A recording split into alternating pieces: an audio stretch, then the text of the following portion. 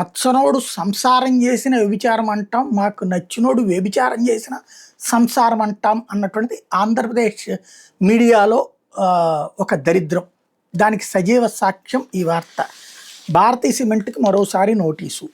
భారతీయ cement వాళ్ళకి ఇంతకుముందు సున్నపురాయి గనులు లీజుకు తీసుకున్నారు, ప్రజల దగ్గర నుంచి డబ్బులు పెట్టి కొనుక్కుని తీసుకున్నారు. దానికి లీజు ప్రభుత్వం ఇచ్చింది. దాన్ని క్రిందటిసారి చంద్రబాబు ప్రభుత్వం వచ్చినటువంటి సందర్భంలో రద్దు చేశారు. అలా ఎలా రద్దు చేస్తారని వాళ్ళు కోర్టుకి వెళ్తే కోర్టు ఇదేంటో చూడమని చెప్పి ప్రభుత్వానికి చెప్తే ఈలోపు జగన్ ప్రభుత్వం వచ్చింది, మళ్ళీ వాళ్ళకి లీజులు కొనసాగించింది. మళ్ళీ ఇప్పుడు ప్రభుత్వం వచ్చింది, ఆ లీజులు ఎందుకు రద్దు చేయకూడదని అడుగుతోంది.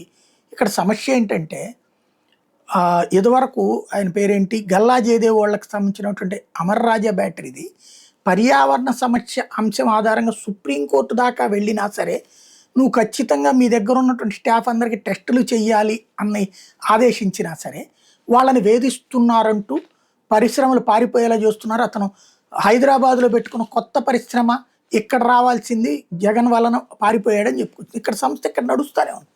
అట్లాగే కియా సంస్థకు సంబంధించి ఆ మాధవ్ వాళ్ళ అద్దం మీద రాసినటువంటి వ్యవహారానికి సంబంధించి కియా వాడు వేరే చోట ఇంకొక బ్రాంచ్ పెట్టుకుంటే ఇక్కడి నుంచి పారిపోతున్నాడని రాసుకొచ్చారు, ప్రచారం చేసుకొచ్చారు. ఇప్పటికి కూడా పరిశ్రమలు పారిపోయినాయి అని చెప్పేది అవే.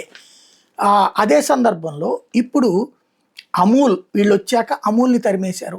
అట్లాగే ఇక్కడ భారతీయ సిమెంట్ను తరిమేయడానికి ప్రయత్నిస్తున్నారు. ఇది జెన్యూన్ అయినటువంటిదేనా?